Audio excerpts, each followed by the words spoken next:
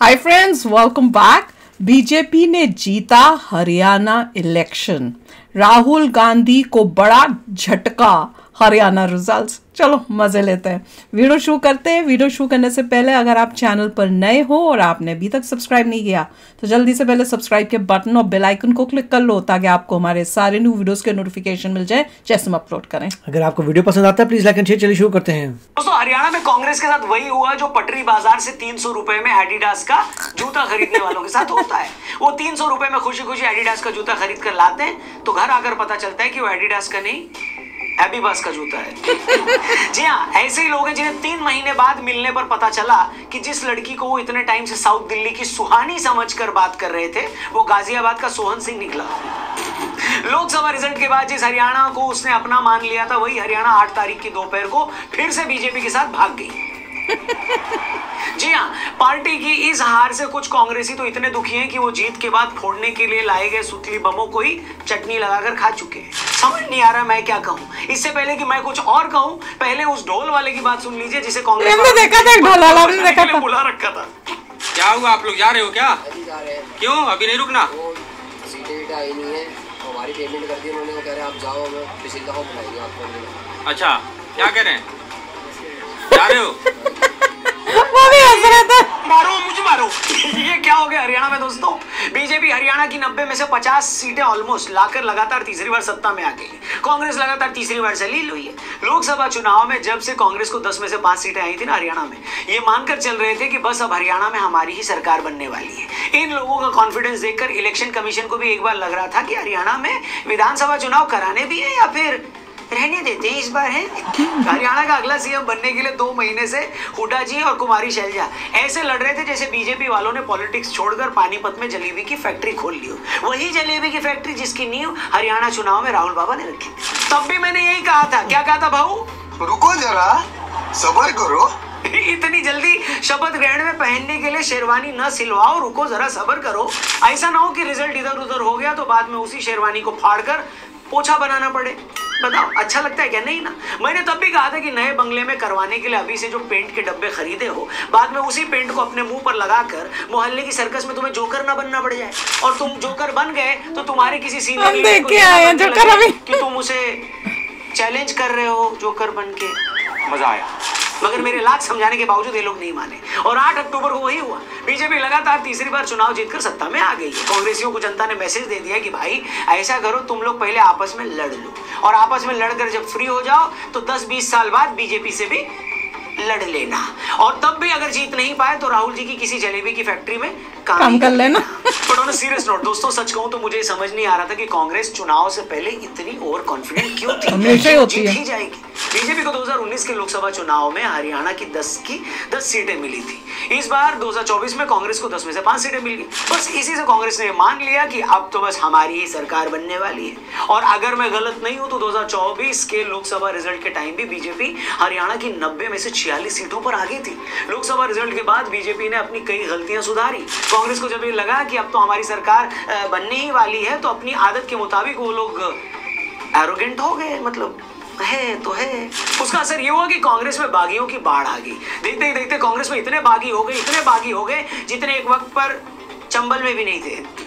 Senior नेता चुनाव जीतने की स्ट्रैटेजी बनाने के बजाय अपनी ही पार्टी के दूसरे नेताओं को ठिकाने लगाने के पीछे लग गए। और कांग्रेस जब ये सारी नौटंकी कांग्रेस में चल रही थी तब हरियाणा बीजेपी लोकसभा इलेक्शन में की गई गलतियों को ठीक करने में लग गई। तो क्या गलतियां थी जो बीजेपी ने पिछले 3 महीने में ठीक की और कांग्रेस को उसका ओवर कॉन्फिडेंस कैसे लेकर डूब गया? इससे पहले कि मैं इस मैटर पर आऊं, पहले आपकी थोड़ी सी कमाई करवा देते हैं आपके फायदे की। एक बात बता देता हूं मैं आपको, एक सीक्रेट ऐप के बारे में मैं आपको बताता हूं जिससे दे सकते हैं, जैसे क्रिकेट, क्रिप्टो, यूट्यूब के नतीजों से जुड़े भी कई सारे सवाल आपको मिल जाएंगे। नायब सिंह सैनी साहब क्या फिर से हरियाणा के मुख्यमंत्री बनेंगे, हाँ या ना? अनिल विज को कोई मिनिस्ट्री मिलेगी या नहीं हरियाणा कैबिनेट में, हाँ या ना?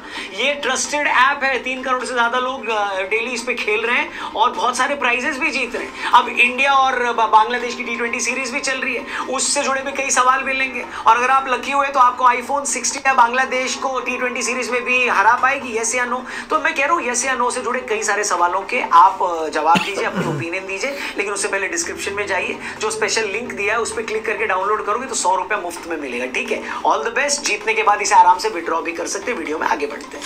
सच में बॉस, कांग्रेस के साथ हरियाणा में वही हुआ है जो किसी गरीब टीम के साथ होता है क्रिकेट के मैच में। या तो गरीब टीम कभी जीतती भी नहीं, फिर साल 2 साल में ऐसा मौका आता है कि वो सामने वाली टीम को 30 रन पर 5 आउट भी कर देती है। उस टीम को लगता है कि आज जीत ही जाएगी वो गरीब टीम, मगर तभी दूसरी टीम के टेल एंडर्स जम जाते हैं। सामने वाली टीम 150 के पार रन भी बना देती है और हमारी गरीब टीम फिर से 70 रन पर क्या हो जाती है राहुल जी? खत्म।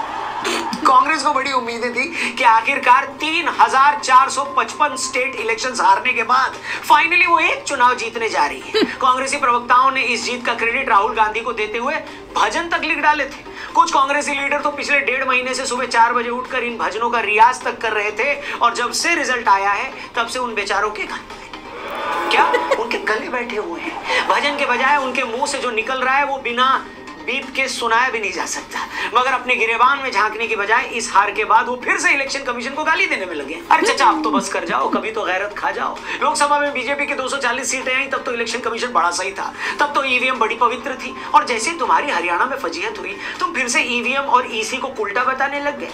क्यों नहीं मानते कि हुड्डा और कुमारी शैलजा का सीएम पद के लिए आपस में लड़ना तुम्हें भारी पड़ गया? क्यों नहीं ये कबूल करते कि बीजेपी लोगों को ये समझाने में कामयाब हो गई कि हुड्डा दोबारा सीएम बने तो फिर से हरियाणा में भ्रष्टाचार के दिन वापस आ जाएंगे? क्यों नहीं ये समझते कि हरियाणा में कांग्रेस का एक पास्ट है जहां लोगों को बिना रिश्वत की नौकरियां दी ही नहीं जा सकती, और इन्हीं सब बातों का डर बीजेपी ने लोगों को दिखाया। लोकसभा के इलेक्शन तो अलग मुद्दों पर होते हैं, मगर जैसे जैसे विधानसभा चुनाव नजदीक आए तो उसी वोटर ने फिर से ये सोचा कि क्या सच में उसे फिर से कांग्रेस को सत्ता में लाना है। उसी वोटर ने खुद से ये पूछा कि क्या बीजेपी ने इन 10 सालों में हरियाणा के लिए कुछ नहीं किया। और जैसे जैसे प्रचार आगे बीता तो लोगों ने रियलाइज किया कि बीजेपी ने 10 सालों में हरियाणा को एक स्टेबिलिटी दी है।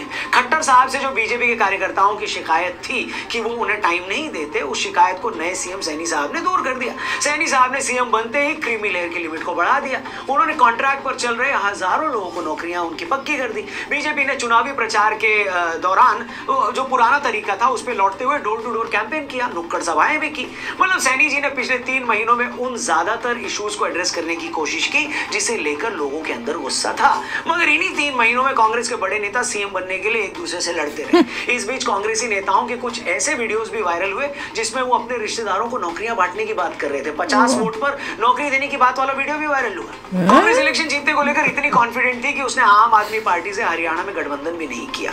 दूसरी मिस कैलकुलेशन हरियाणा को लेकर कांग्रेस ने ये कर दी कि हरियाणा में जब अन्य पार्टियों को 25 से 30% वोट मिलने की हिस्ट्री रही है, ये पार्टी 15 से 20 सीटें जो अक्सर ले जाया करती थी, मगर इन इलेक्शन में जेजेपी से लेकर आईएनएलडी, बीएसपी और चंद्रशेखर की आजाद पार्टी का लगभग सफाया हो गया। और इस थर्ड फ्रंट का जो वोट पहले बंट जाया करता था, बीजेपी को इस बार उसका एक अच्छा खासा चंक मिल गया, जिसके चलते वो पिछली बार की 40 सीटों के मुकाबले इस बार लगभग हाफ सेंचुरी लगा गए। वेल, जिस वक्त तक मैं ये वीडियो बना रहा हूं तब तक तो यही अपडेट है। अगर आखिरी रिजल्ट में फिगर थोड़ा इधर उधर हो जाए तो कमेंट बॉक्स में मुझे ताने मत मारना, ठीक है? मगर फैक्ट ये है दोस्तों कि आखिरी रिजल्ट को देखकर यही लगता है कि बीजेपी के खिलाफ कोई एंटी इनकम्बेंसी काम ही नहीं की। कांग्रेस जनता को ये कन्विंस करने में कामयाब नहीं रही कि अगर हम फिर से सरकार में आए तो पहले की तरह लूट खसोट नहीं होएंगी।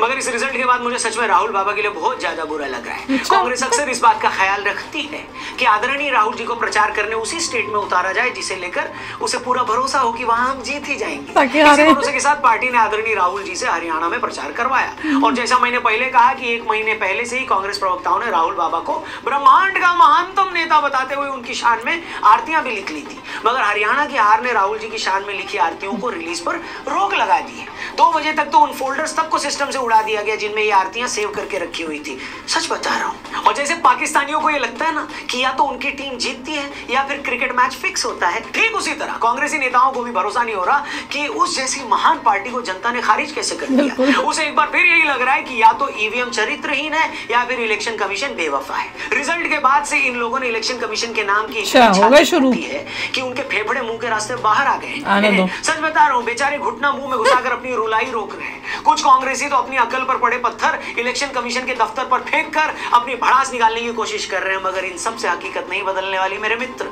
लुटिया डूब चुकी है, जलेबी की फैक्ट्री पर बुलडोजर चल चुका है। सीएम बनने की उम्मीद में सिलवाई गई शेरवानियों ने पंखे से लटक कर अपनी जान भी दे दी है। और जितने भाड़े के चुनावी एक्सपर्ट्स थे उन्होंने जीवन में 73,000वीं बार अपना मजाक उड़वा लिया है।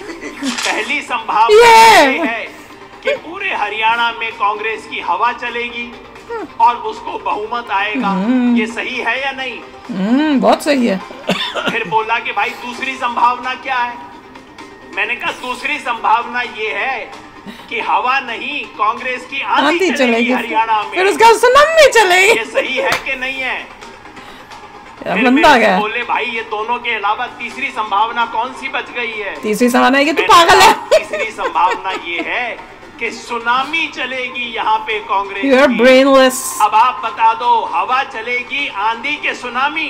तुम्हारा ब्रेन फूकेगा। मेरी ईश्वर से यही प्रार्थना है कि वो ऐसे निष्पक्ष चुनावी विश्लेषकों को हरियाणा की रिजल्ट सहने की शक्ति दे। मेरी ईश्वर से यह भी प्रार्थना है कि वो उन यूट्यूबर्स को भी थोड़ी गैरत दे जो पिछले 3 महीने में 300 बार गली गली घूमकर ये बता चुके थे कि कैसे कांग्रेस पार्टी की 70 सीटें आ रही हैं। और मेरी भगवान से ये प्रार्थना भी रहेगी कि वो ऐसे हर आदमी को चुल्लू भर पानी भी दे, चुल्लू भर डूबने के लिए, क्योंकि कहीं मैंने सुना था कि चुल्लू भर ही काफी होता है। बाकी आपकी हरियाणा के नतीजों पर क्या राय है कमेंट करके जरूर बताइएगा। आपको क्या लगता है? कांग्रेस के आधा दर्जन मुख्यमंत्री पद के उम्मीदवारों ने जो शपथ ग्रहण के लिए शेरवानी सिलवा रखी थी, अब वो शेरवानी का क्या करेंगे? जो भी आपका कमेंट हो, जो भी आपका गेस हो, कमेंट करके जरूर बताना। और जाते हैं, खुद ही की फजीयत खुद ही कराते हैं।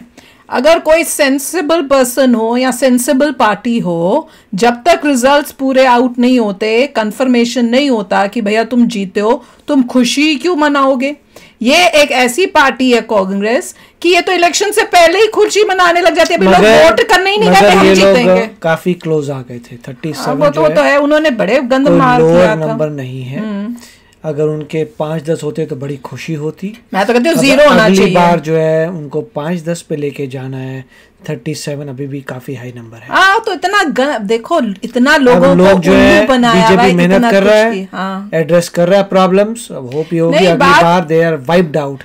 क्वेश्चन ये नहीं है कि बीजेपी ने कुछ बहुत गलत काम किया होगा। कोई बात ये है कि लोगों में इतनी समझ बूझ अकल नहीं है।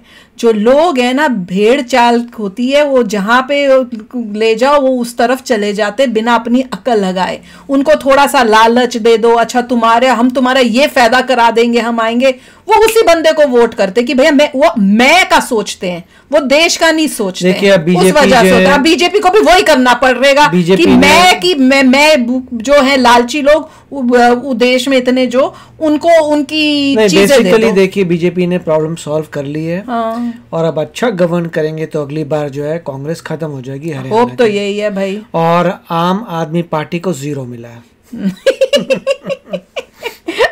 उसको 0 ही मिलना चाहिए और अगली बारी कांग्रेस को भी 0 मिलना चाहिए, तब दिल जो होगा गार्डन होगा। तो चलो यार, आप भी शेयर करना अपने थॉट्स। चलते हैं, मिलेंगे नेक्स्ट वीडियो में बहुत ही जल्द। Till then take care and bye bye. तो अगर आप मेरे इस चैनल पे नए हो तो जल्दी से सब्सक्राइब के बटन को हिट करो और बेल आइकन को क्लिक करो ताकि आपको मेरा जब नया वीडियो मैं लगाऊं आपको उसके बारे में जल्दी से पता चल जाए।